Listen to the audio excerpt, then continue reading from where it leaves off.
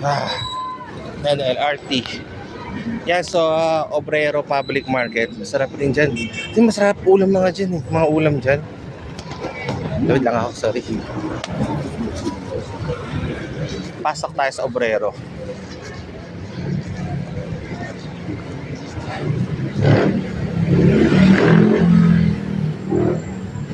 Sarap din dito sa Obrero.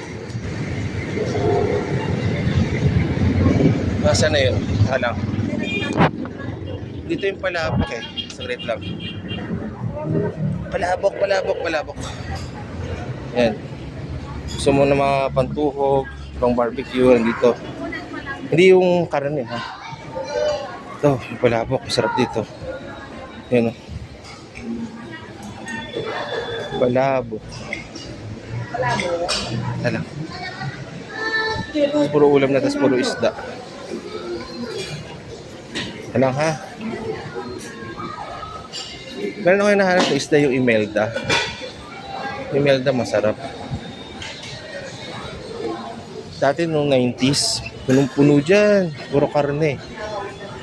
Isda actually. Hanggang sa may likuran nung di pa dinedevelop yung no train station yan. Di pa na-develop. No?